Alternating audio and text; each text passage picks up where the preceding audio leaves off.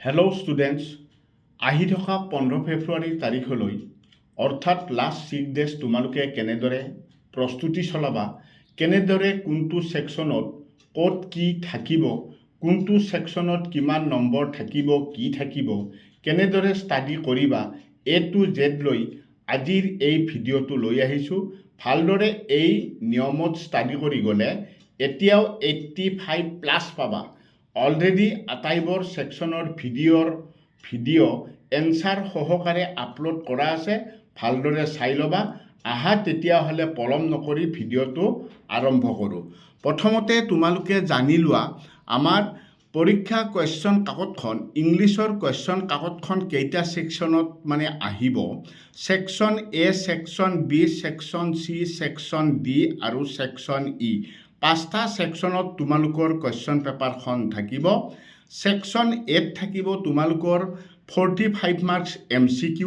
Section Bত থাকিব তোমালোকৰ prose plus 35 থাকিব। ছেকশ্যন Bত থাকিব 16 মাৰ্ক। ছেকশ্যন Cত থাকিব তোমালোকৰ ছাপ্লাইমেণ্টেৰী যিখন ৰিডাৰ্ছ আছে, ফুটপ্ৰিণ্ট উইদাউট ফিট যিখন বুক আছে, তাৰ পৰা দুটা লং কুৱেশ্যন আহিব 8 মাৰ্ক আৰু 6 নম্বৰ থাকিব তোমালোকৰ MCQ। আৰু ছেকশ্যন Dত থাকিব তোমালোকৰ 15 মাৰ্কছ, য'ত থাকিব এছে অৰ ষ্টৰি। এছেৰ পৰিৱৰ্তে ষ্টৰিও লিখিব পাৰিবা। য'ত থাকিব লেটাৰ, ৰিপৰ্ট বা এপ্লিকেশ্যন। য'ত থাকিব ট্ৰান্সলেট, নিজৰ মাতৃভাষালৈ ট্ৰান্সলেট কৰিব দিব। ট্ৰান্সলেটৰ এগেইনষ্টত থাকিব তোমালোকৰ ছাবষ্টেঞ্চ ৰাইটিং আৰু এটা পেজেছ থাকিব। ঠিক আছে, পেজেছটো এইটো তোমাৰ ছেকশ্যন Dতেই থাকিব। আৰু ছেকশ্যন Eত থাকিব 6 মাৰ্ক গ্ৰামাৰ। এই 6 মাৰ্ক গ্ৰামাৰটো থাকিব তোমাৰ লিখিব দিব তোমাক, হয়তো দুটা ভইচ চেঞ্জ দিব পাৰে, দুটা নেৰেশ্যন দিব পাৰে, যিকোনো 6 মাৰ্কৰ লিখিব দিব। আৰু বাকী 10 মাৰ্ক কিন্তু তোমালোকৰ গ্ৰামাৰৰ সেইটো MCQত থাকিব। টোটেল এনেদৰে পেপাৰখন তোমালোকৰ আহিব। তো এতিয়া আমি জানিব লাগে ছেকশ্যন Aত যে MCQ থাকিব 45 মাৰ্ক, ইয়াৰ কাৰণে কিন্তু মই অলৰেডি ভিডিঅ' এটা যোৱা 2024 অল ডিষ্ট্ৰিক্টৰ প্ৰি টেষ্টৰ পৰা বাছি অতি কমেও 200 MCQ দিয়া আছে। তো সেই 200টা MCQ চালেই তোমালোকৰ ছেকশ্যন Aটো কমপ্লিট হৈ যাব। ছেকশ্যন B প্ৰ'জ আৰু 35 ছেকশ্যনৰ কাৰণে অলৰেডি মই ভিডিঅ' এটা আপলোড দি দিছিলোঁ, আজি কেইবাদিনো হ'ল। সেই তোমালোকক মই পেপাৰখন দেখাই দিছোঁ। এই পেপাৰখন মই আপলোড কৰিছিলোঁ ছেকশ্যন Bৰ কাৰণে, প্ৰ'জ আৰু 35ৰ কাৰণে আমি এইখিনি চাব লাগিব। এই পেপাৰখন নিশ্চয় তোমালোকে চাইছা।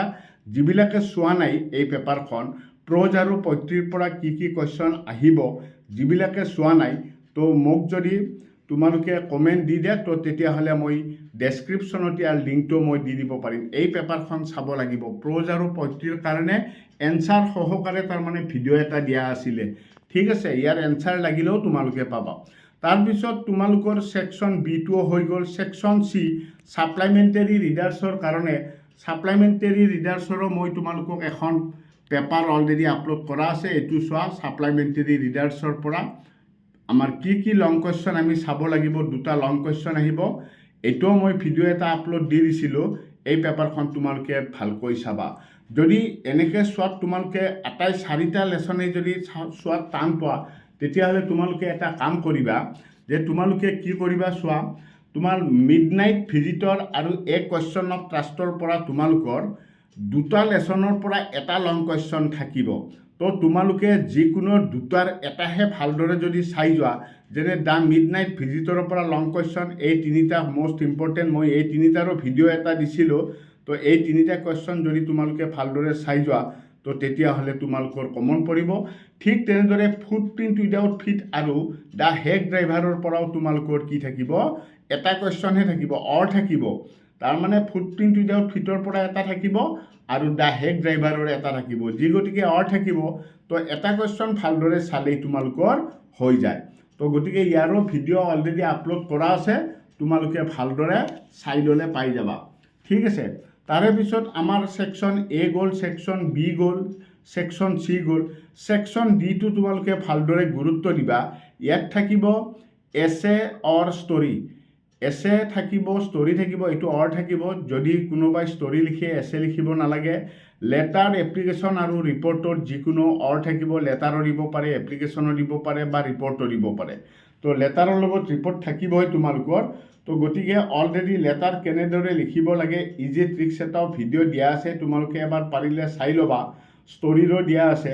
আৰু এছে কি চাব লাগে, যদি কোনোবাই এছে চোৱা, এছেৰো মই ভিডিঅ' এটা দি দিছিলোঁ। এইকেইখন এছে তোমালোকৰ চাব লাগিব। এই ভিডিঅ'টো মই অলৰেডি আপলোড কৰিছিলোঁ, তথাপিতো মই তোমালোকক এবাৰ দেখাই দিছোঁ। তো এইকেইখন এছে আমাক লাগিব।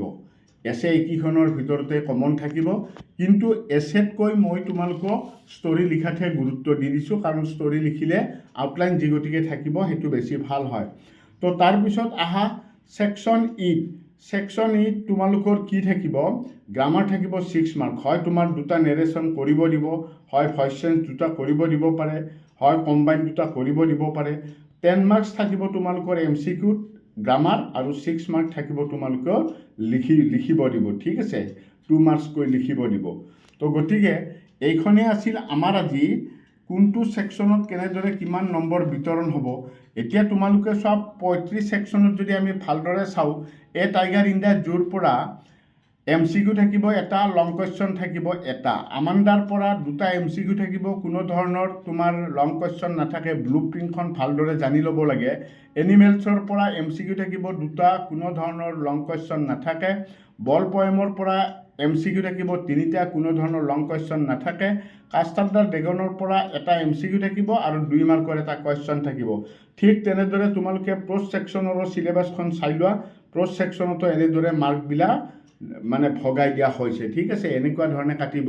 যেনেকৈ এই লেটাৰটো গডৰ পৰা MCQ 3টা থাকিব, লং কুৱেশ্যন 4 থাকিব, অৰ্থাৎ 4 মানে কি 2 মাৰ্কত দুটাও দিব পাৰে। ঠিক আছে, দুটা দিলে তোমাৰ 4 মাৰ্ক হৈ গ'ল। নেলছন মেণ্ডেলাৰ পৰা 3টা MCQ থাকিব, 2 মাৰ্কৰ এটা থাকিব। তো এনেদৰে নম্বৰবোৰ ডিভাইড কৰা হৈছে। ঠিক আছে, তাৰে পিছত এতিয়া তোমালোকে এই লাষ্ট 6 ডে কেনেদৰে ষ্টাডি কৰিবা।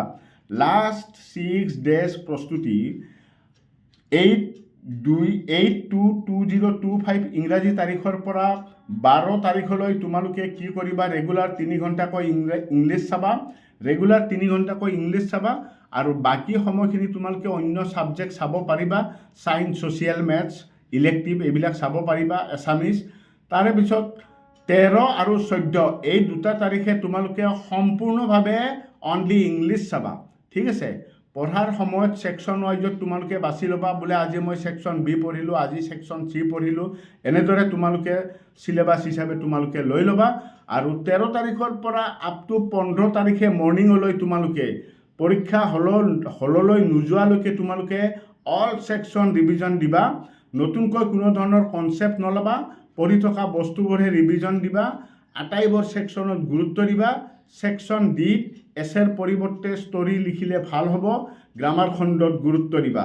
তো এইখিনি বস্তু ভালদৰে যদি তোমালোকে ফ'ল' কৰি যোৱা, মই ভাবোঁ তোমালোকৰ 85+ থাকিব। তোমালোকে ভালদৰে ফ'ল' কৰিবা।